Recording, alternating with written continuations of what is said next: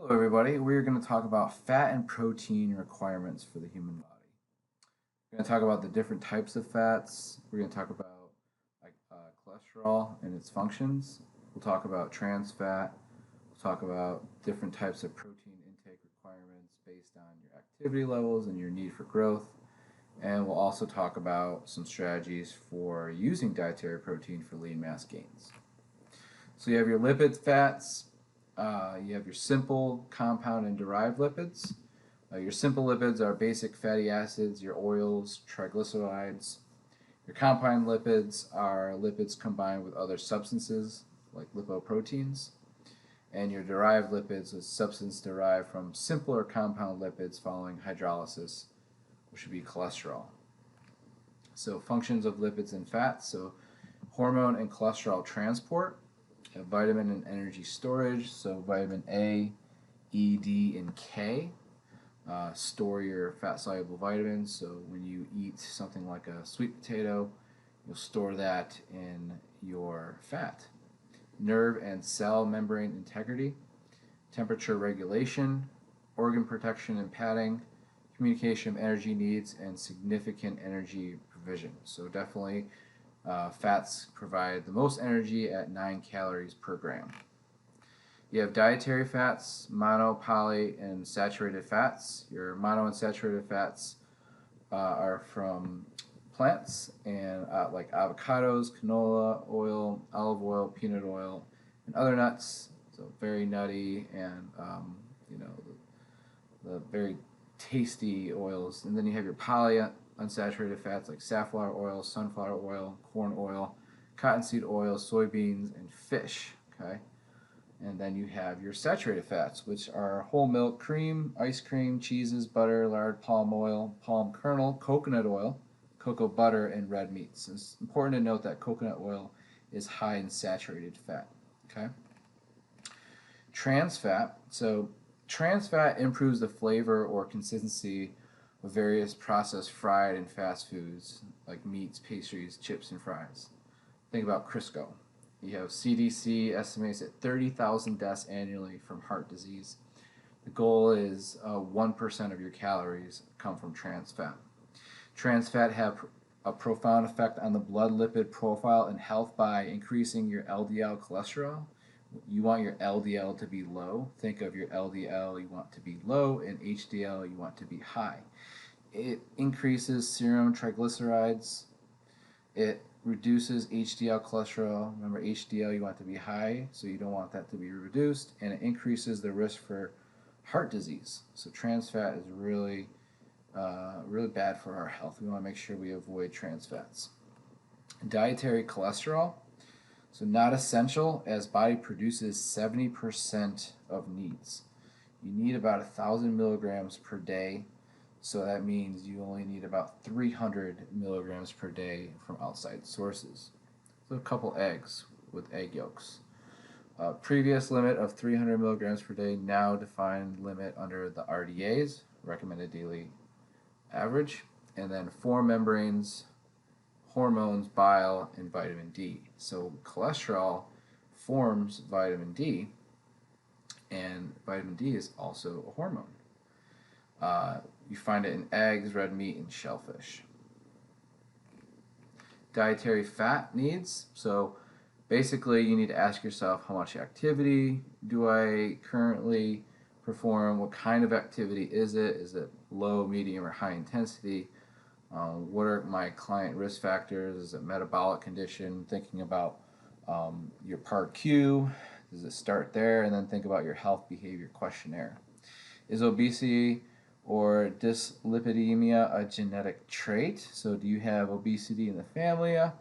And then general recommendations. So physician approved would be less than 20% of your diet, 20 to 25% for weight loss, 25 to 30% for healthy, and 35% for endurance athletes who need high amounts of fat for their high calorie days through long endurance and training. So we know endurance training burns basically fat and oxygen.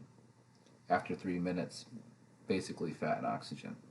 So Calculating fat needs, your daily caloric need times recommended fat of percentage of fat in the diet, so calories of fat in the diet, and then calories of fat in the diet divided by 9 calories per gram, and then grams of fat in the diet divided by kilograms of body weight equals grams of fat per body weight, per kilogram of body weight. So an example, and this would be kind of almost about me, this is a little bit heavier, but 220-pound male, let's just say I'm on a 2,700 calorie per day diet, and the recommended calories for fat is 30%. 30% times 2744 is 823 calories from fat. Divide that by 9, and that's 91 grams of fat in the diet. And 91 divided by 100 kilograms equals 0.91 grams of fat per kilogram of body weight. So that would be 30% recommended diet. If I wanted to go less than that, I would multiply it by 25% and get a little bit lower number.